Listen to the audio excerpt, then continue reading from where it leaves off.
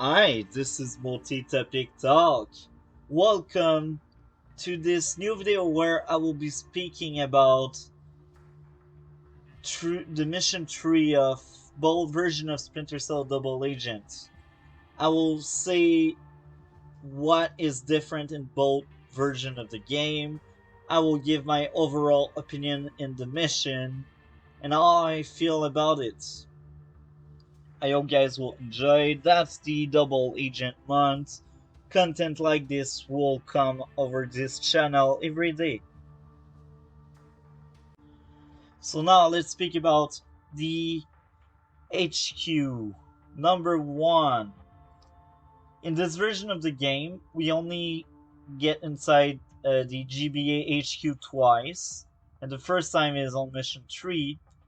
And the second time is much later on the game. But here, in this version of the game, that makes no sense at all. Because you're the new guy inside the JBA, and by night you sneak in the restricted zones. You wear a mask because you don't want to get recognized, and you have equipment to knock out people. Now, what I'm wondering is why they don't get suspicious. There's a new guy and suddenly everyone go to sleep nighttime. Yeah, that's really weird. Like, I can understand at some point they really wanted to give the player a chance to do the mission, because if you cannot touch any guard, that mission is really hard. I'm not saying impossible, because I know with practice, when you know the pattern, I'm pretty sure any players can go through that mission without touching anybody, but that will be challenging, very hard, and complicated. I don't want to play complicated when I play video games. Like, I use the easy way because I just want to relax. I don't want to break my brain over a game. So now, that's weird because, okay, he wears a mask, but nobody is thinking, yo, that new guy must be the masked man. No, nobody's thinking about that in this game. Anyway, the overall mission in this version of the game lose a lot of points because that makes no sense. And the other thing is, here, that level feels just like any other levels in the game. Yes, you don't have access to lethal weapon. However, you still have gadgets. You still can knock out people. You have plastic ball, you have your night goggle, even if they are not working properly, you have these. And yeah, like, I don't say remove the plastic ball, the plastic bullet. I don't say remove these. But having these just tells us this mission is just like any other mission in the game. Yes, if you're caught, you will only get captured. But when you get captured, here's another issue. When they capture you, they don't unmask you. It's like, what the F? You capture a guy in the restricted zone, he wears a mask, and you don't even want to know who is underneath that mask. Okay, okay, yeah, that makes no sense. But that mission is still fun, but that mission makes no sense. Now I need to say it. If in the previous mission you killed the witness, you get less bullets to use with your pistol, and if you let the witness live, so if you only knock the witness out and he sleeps, you get much more bullets. So if you want a challenge in one of your playthrough, just kill the witness, you will get less bullet in this mission. So yeah, If you want an even more difficult challenge, just don't knock out anybody. Sorry for that stupid phone call. So now, what I was saying, if you really want challenge, just don't touch any guard. You will have the challenge here, because it's really challenging. Before we speak about this version of the game, I just need to say this. The third mission in version 2 is actually fun and we can play it again because duration is not an issue. In version 2, usually the duration of the missions are very long. Some missions are very long. They can take an hour, and yeah, that's very long. And that third mission in the GBA HQ, it's not that long. Like when you're used to it, I think you can do it in 20 to 30 minutes.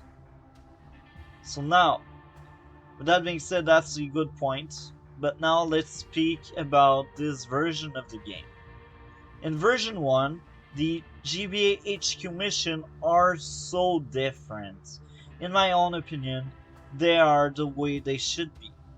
Despite all the glitches, the lags, the frustration you get sometimes because you're inside a folder and going through files and someone turns and caught you, that's really annoying when it's happening to you, but it's part of the game.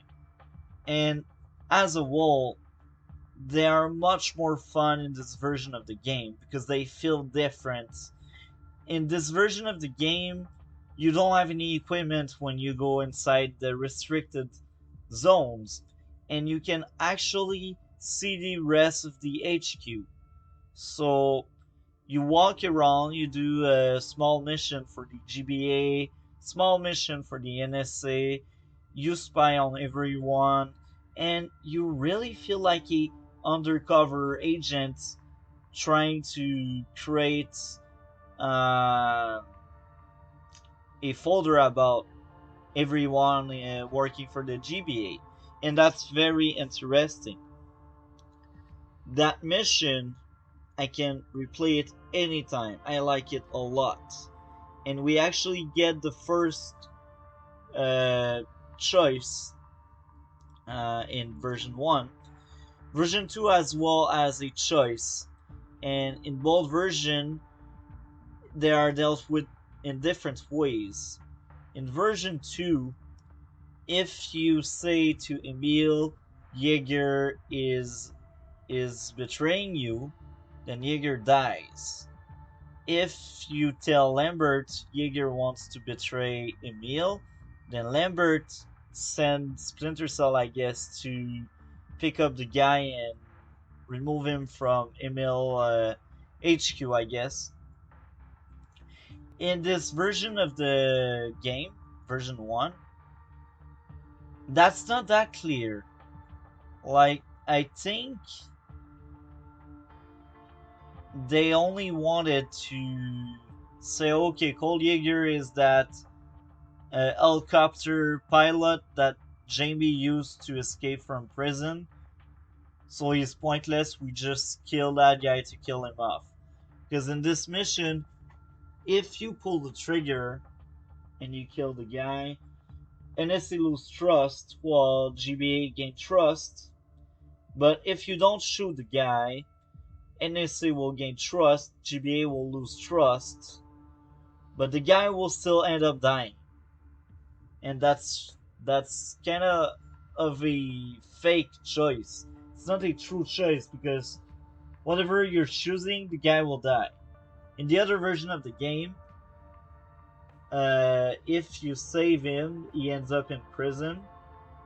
If you if you don't save him, then he die. But yeah, that's some thing that are different between both games. Now, my overall thoughts. these missions are much more fun than the other ones we got in the other game, because we have more diversity in what we are doing. The GBHQ mission in version 1 of the game, they feel different from the rest of the game. In the other end, the GBA HQ mission in version 2, they are just like any other levels. The difference, you don't have lethal weapon. That's not a huge deal, because some people like All Out Ghost. But for me, like, going All Out Ghost in version 1, it's much harder because you don't have any equipment to back you up. And that makes more sense, because you're the new guy. You won't go in restricted zone with a mask and a plastic ball gun to knock out people. You won't do this. It's like saying, "Hey, I'm a mole and I spy on you." No, you go undercover, and if they see you in restricted zone, they are pissed off and they lose trust. And they are like, "What are you doing here?" And Sam is just playing dumb, like, "I did not knew that zone was restricted." But anyway, here it makes more sense. There's no legend of a ninja walking around knocking down people. There's no rumor, no legend, nothing about that. If you get caught, you're in trouble. If you don't, then nobody knew you were there, so your cover is fine. Now, all I would uh, give a grade. This version, 9 out of 10. The other version of the game, 7.5 out of 10. Because I feel the story really, really stupid. Like, people don't realize, oh, oh, we got a mole. No, they just think there's a ninja walking around knocking down people and asking questions. Anyway, I hope you guys enjoyed. Like, comment, and subscribe. That really helps the channel to grow. Have a great day, and stay tuned for more Double Agent content.